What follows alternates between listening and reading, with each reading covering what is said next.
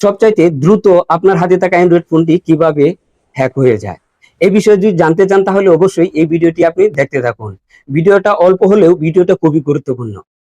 আপনার হাতে থাকা অ্যান্ড্রয়েড ফোনটি হয়তো আপনি ব্রাউজিং করছেন বিভিন্ন ওয়েবসাইটে, ফেসবুক হোক, হোয়াটসঅ্যাপ হোক, অথবা গুগল ক্রোম বা ইউসি ব্রাউজার, বিভিন্ন ওয়েবসাইটে আপনি ব্রাউজিং করছেন। হঠাৎ আপনার এই মোবাইলে একটি মেসেজ এসেছে অথবা একটি ইমেল এসেছে, যে ইমেলটি আপনি ঠিকভাবে বুঝতে পারছেন না, কিন্তু ইমেলটিতে আপনি ক্লিক করে দেখলেন যে আসলে ইমেলটিতে কিছু নেই, জাস্ট কিছু দুই একটা লেখা, হয়তোবা কোনো সুন্দর একটা বাক্য লেখা।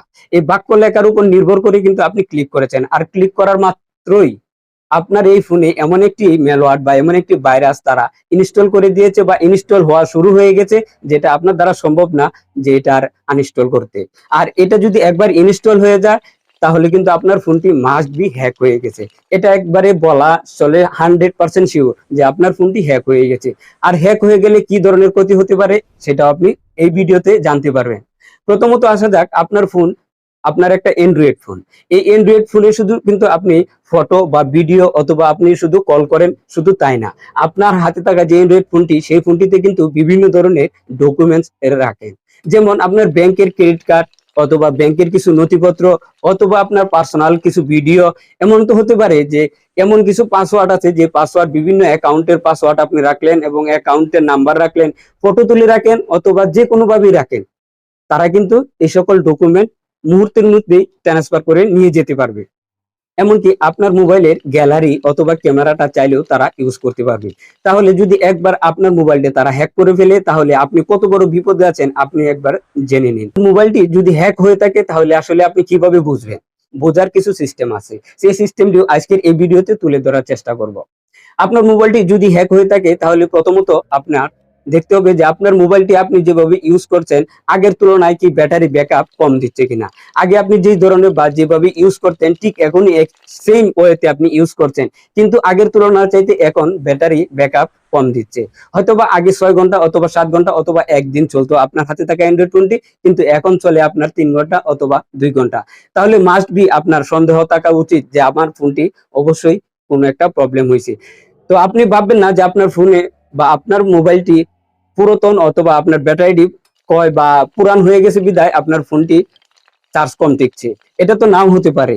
আপনি এই আশা বসে থাকবেন না, মাস্ট বি আপনি পরীক্ষা করে নেবেন যে আপনার ব্যাটারিটি আসলেই দুর্বল হয়ে গেছে নাকি আসলে হ্যাকাররা হ্যাক করেছে।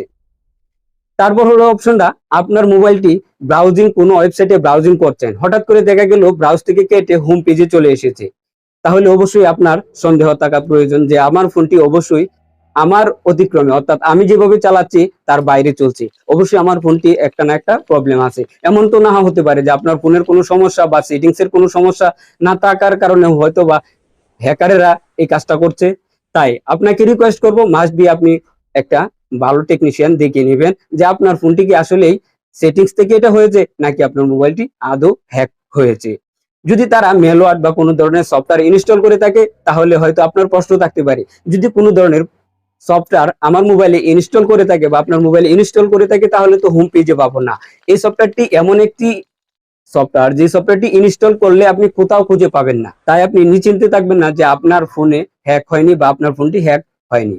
মাস্ট বি আপনার ফোনটি যদি আপনার চাইতে অন্যভাবে রান হয় অথবা আপনার ফোনটি আপনার হাত থেকে রেখে দিয়েছেন, হয়তো সেখানে 1 ঘন্টা, আধা ঘন্টা বা 20 মিনিট রয়েছে, আপনি তারপর গিয়ে দেখলেন যে আপনার ফোনটি গরম হয়ে আছে, তাহলে অবশ্যই আপনার একটু হলেও সন্দেহ থাকা প্রয়োজন যে আমার ফোনটি হয়তোবা আমার অবর্তমানে বা আমার অজান্তেই এই ফোনটি কেউ না কেউ ব্রাউজিং করছে। তাহলে অবশ্যই আপনি আপনার ফোনটি রিস্টার্ট দিয়ে নেবেন, অর্থাৎ ফ্যাক্টর ডাটা রিস্টার্ট যেটি আছে সেটি দিয়ে নেবেন।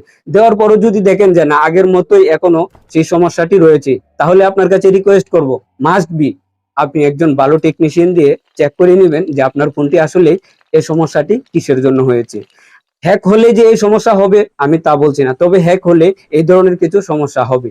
তো হ্যাক হলে শুধু আপনি এটা ভাববেন না যে আমার মোবাইলে হ্যাক হলে কি হবে, শুধু তো আমার মোবাইলে ভিডিও অথবা ফটো আছে আর কিছু নেই না, আপনার মোবাইলের ক্যামেরা তারা কিন্তু ইউজ করতে পারবে।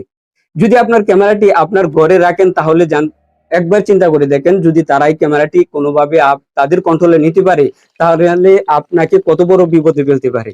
তাই আপনার কাছে রিকোয়েস্ট করব, মাস্ট বি আপনার ফোনটি অবশ্যই ভালো একটি টেকনিশিয়ান দিয়ে চেক করে নেবেন যে আপনার ফোনটি আসলে কি প্রবলেম আছে।